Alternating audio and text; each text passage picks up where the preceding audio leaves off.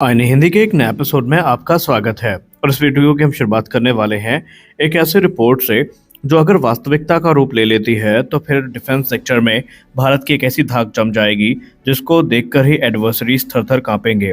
हमेशा से भारत के डिफेंस कम्युनिटी में जो बॉम्बर एयरक्राफ्ट है ये एक डिबेट का विषय रहे हैं और जब भी बॉम्बर से रिलेटेड कोई खबर सामने आती है तो हमारे मन में उत्साह की एक नई लहर देखने को मिलती है। फॉर एग्जाम्पल, चाहे वो B-1B बॉम्बर हो या फिर उसके अलावा TU-160 हो, TU-22M3 हो, जब भी इन एयरक्राफ्ट्स का नाम सामने आता है तो फिर वहां पर डिफेंस कम्युनिटी में ये चर्चा शुरू होती है कि भारत को अपनी तत्काल ज़रूरतों को देखते हुए और भारतीय नौसेना की भी रिक्वायरमेंट्स को देखते हुए बॉम्बर्स को लिमिटेड नंबर्स में ही सही पर एक्वायर करना चाहिए। लेकिन फिर बात वहीं आ जाती है कॉस्ट को लेकर के और कई सारे एस्पेक्ट हैं जहां पर फिर एक पक्ष इस बात को कहता है कि भारत की सीमाएं काफ़ी सटी हुई हैं एडवर्सरीज के साथ और हमें जो स्ट्रेटेजिक बॉम्बर्स हैं उनकी इतनी ज़रूरत नहीं पड़ेगी। लेकिन कुछ लोग ये तर्क देते हैं कि बॉम्बर्स के आने के बाद से तो दुश्मन पर मनोवैज्ञानिक दबाव है वो तो बनेगा ही बनेगा। साथ ही साथ ये बॉम्बर एयरक्राफ्ट जो लॉन्ग रेंज स्ट्राइक मिशंस हैं उनको एग्जीक्यूट करने में सक्षम होंगे।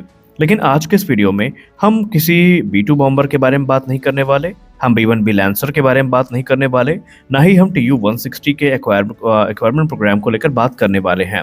हम बात करने वाले हैं भारत के इंडिजिनस बॉम्बर एयरक्राफ्ट को लेकर आई रिपोर्ट के बारे में। जी हाँ, आपने सही सुना। जी हाँ, रिपोर्ट्स में इंगित किया जा रहा है कि भारत इस समय अपनी ग्लोबल स्ट्राइक कैपेबिलिटी को इन्हांस करने के लिए ultra long range strategic bomber को विकसित कर रहा है भारतीय वायुसेना के लिए। इकोनॉमिक्स टाइम की रिपोर्ट की बात माने तो भारत का ये एम्बिशियस प्रोग्राम होगा जिसमें ultra long range strike aircraft जिसको हम ULRSA के नाम से पुकारेंगे ये विकसित किया जा रहा है जो कि 12,000 किलोमीटर की दूर तक जाकर के टारगेट को हिट करने की क्षमता रखेगा। और अगर ये एयरक्राफ्ट बन जाता है तो भारत भी उन एलीट नेशंस की कैटेगरी में आ जाएगा जो ग्लोबल स्ट्रेटेजिक बॉम्बर्स को ऑपरेट करते हैं। अगर हम ULRSA की बात करें तो इसके डिज़ाइन को लेकर अभी ज़्यादा इन्फॉर्मेशन तो सामने नहीं आई है, लेकिन अगर हम इकोनॉमिक्स टाइम के रिपोर्ट की बात माने तो इसकी डिज़ाइन क्रमशः टुपलो, TU-160 व्हाइट स्वान और अमेरिका के B-21 रेडर से इंस्पायर्ड होने वाली हैं। जी हाँ, इसके डिज़ाइन में हमें TU-160 और B-21 रेडर का फ्यूज़न देखने को मिलेगा और यहाँ पर इसमें जो स्टेल्थ है, लॉन्ग रेंज है, एंड्योरेंस है, हैवी पेलोड कैपेसिटीज़ हैं, ये देखने को मिलने वाली हैं। कुल मिलाकर के आसान शब्दों में अगर हम समरी निकालें तो भारत इस समय एक अल्ट्रा लॉन्ग रेंज का जो स्ट्राइक एयरक्राफ्ट है वो विकसित कर रहा है जिसमें हमें उसको शॉर्ट फॉर्म में उसका नाम दे सकते हैं ULRSA। इसकी रेंज 12,000 किलोमीटर होगी। इसमें हमें TU-160 और B-21 रेडर का डिज़ाइन फैक्टर देखने को मिलेगा जिसमें stealth, long range, high endurance और हाई पेलोड कैपेसिटी देखने को मिलने वाली है। एक बार जब ये ऑपरेशनल हो जाएगा तो भारत के पास जो सेकेंड स्ट्राइक कैपेबिलिटी है वो और भी ज़्यादा हो जाएगी और भारत अपने न्यूक्लियर पोस्चर को काफ़ी अच्छे से जो वहाँ पर डिप्लॉय कर पाएगा। स्ट्रेटेजिक बॉम्बर्स का एक बेनिफिट ये भी है कि ये लंबी दूरी पर जाकर के स्ट्राइक कर सकते हैं, यानी कि हमारी जो रीच है इनके आने के बाद वो काफ़ी ज़्यादा बढ़ेगी। इसके अलावा ये जो स्ट्रेटेजिक बॉम्बर है ये नॉर्मल पुराने जनरेशन के बॉम्बर्स जैसा नहीं है, इसमें स्टेल्थ टेक्नोलॉजी को काफ़ी महत्व दिया जाएगा। इसके लिए जो विशेष रेडार एब्जॉर्बिंग मटेरियल्स हैं ये विकसित किए जाएंगे। इसमें हमें ऑटोमेटेड फाइट सिस्टम देखने को मिलेगा जो कि सोफिस्टिकेटेड एयर डिफेंस नेटवर्क को भी इवेड करने की क्षमता के साथ आएगा। अब इसमें अगर हम बात करें TU-160 फैक्टर की तो जो रिपोर्ट अभी तक सामने आ रही है उसमें बताया जा रहा है कि इसमें TU-160 के जैसे ही वेरिएबल स्वीप विंग डिज़ाइन देखने को मिलेगी जो कि हमें TU-160 में देखने को मिलती है। वहीं अगर हम फ्यूल एफिशिएंसी की बात करें तो उसको ऑप्टिमाइज़ करने के लिए लॉन्ग रेंज मिशन के लिए स्पीड कंट्रोल भी हमें देखने को मिलने वाला है। अगर हम ULRSA की बात करें या ULRAS की बात करें तो इसकी पेलोड कैपेसिटी को लेकर के भी कुछ रिपोर्ट सामने आई हैं। भारत का ये लॉन्ग रेंज बॉम्बर 12 से लेकर के 15 या उससे भी ज़्यादा टन का जो पेलोड कैपेसिटी है वो कैरी करने में सक्षम होगा। हालांकि जो पेलोड कैपेसिटी है जब फाइनल डिज़ाइन कॉन्फ़िगरेशन रेडी होगी तभी हमें एग्जैक्ट पता चल पाएगी, क्योंकि मीडिया और अगर हम इस मामले में जो अभी तक हमने कमेंट्स देखे हैं उसमें यही चीज़ सामने आई है कि 12 टन से ज़्यादा का जो पेलोड कैपेसिटी है वो इसमें देखने को मिलेगी, जिसका सीधा मतलब ये है कि ये ब्रह्मोस सुपरसोनिक क्रूज मिसाइल का जो NG वेरिएंट है वो भी कैरी कर पाएगा, ब्रह्मोस को भी कैरी कर पाएगा और अग्नि प्राइम जो कि शॉर्ट रेंज बैलिस्टिक मिसाइल है उसको भी कैरी करने में ये सक्षम होगा। ये लेज़र गाइडेड बॉम्ब्स को कैरी कर पाएगा, एंटी रेडिएशन मिसाइल्स को कैरी कर पाएगा और ये कन्वेंशनल के साथ साथ जो न्यूक्लियर स्ट्राइक का ऑप्शन है ये भी भारत को प्रदान करेगा। तो स्पष्ट है कि भारत एक एम्बिशियस प्रोग्राम में इन्वेस्ट कर रहा है और अब इस पे मिली-जुली प्रतिक्रियाएं भी आ रही हैं। खैर, अब यहाँ पर चीज़ें सुनने में जितनी अच्छी लग रही हैं, आसानी उतनी नहीं होने वाली है और आप भी जानते हैं कि भारत अभी इंडिजिनस फाइटर एयरक्राफ्ट प्रोग्राम पर ऑलरेडी इंगेज्ड है। तेजस की रिक्वायरमेंट हमें काफ़ी ज़्यादा है।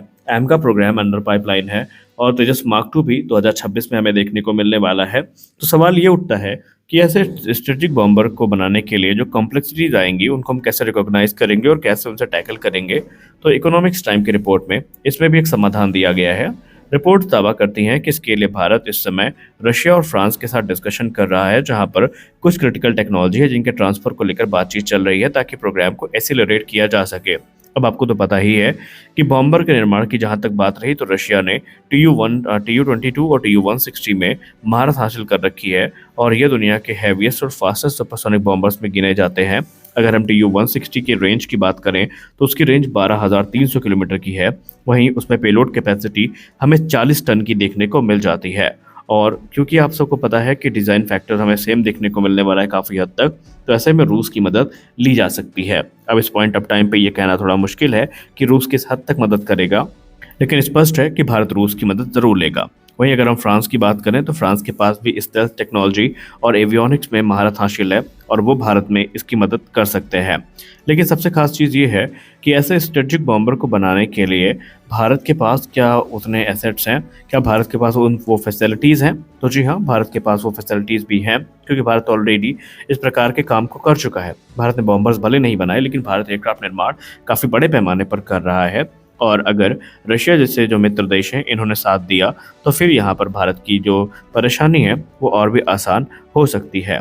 बम्बर का अब एक और चीज़ है जो चर्चा का विषय बना हुआ है कि आखिरकार चलिए ठीक है, रूस मदद भी कर देगा, डिज़ाइन फैक्टर हमें TU-160 और B-21 रेडर का देखने को मिल जाएगा, लेकिन जब बात आएगी इसको पावर करने की तो क्या हमारे पास उस लेवल के इंजन हैं कि हम इसको पावर कर सकें? क्योंकि आप सबको पता है कि इतने बड़े एयरक्राफ्ट को पावर करने के लिए हमें बड़े पावर प्लांट की ज़रूरत पड़ेगी। तो ऐसे में ऐसा माना जा रहा है रिपोर्ट्स में कि रशिया का जो NK-32 आफ्टर बर्निंग टर्बोफैन है या उसको यूज़ किया जा सकता है, या फिर मॉडिफाइड जो F414 इंजन है या मॉडिफाइड AMCA इंजन है उनको यूज़ किया जा सकता है इसको पावर करने के लिए। लेकिन फिर भी अभी यहाँ पर चीज़ें काफ़ी कुछ हैं जो सामने आना बाकी है। करंट स्टेटस की बात करें तो इसका करंट स्टेटस यही है कि अभी ये कॉन्सेप्ट डिज़ाइन फेज़ में है और अभी अलग अलग चीज़ों का अध्ययन किया जा रहा है और माना जा रहा है कि बहुत जल्दी ऑफिशियल्स एम कर रहे हैं कि जो प्रिलिमिनरी डिज़ाइन है उसको अगले कुछ वर्षों में पूरा कर लिया जाए और जो पहला प्रोटोटाइप है इसको 2035 में रोल आउट करने का टारगेट रखा गया है। खैर, ये चीज़ें थोड़ा प्रैक्टिकलिटी देखें और रिकॉर्ड देखें तो अगर ये हो जाता है 2035 तक भी रोल आउट तो भी हमारे लिए एक बड़ी सफलता होगी। आप इस बॉम्बर को लेकर क्या सोचते हैं? क्या भारत ने सही डिसीजन लिया है और क्या वाकई भारत ऐसा कर पाएगा? आप इस पर टिप्पणी ज़रूर करें। मिलते अगले वीडियो में, तब तक के लिए जय हिंद।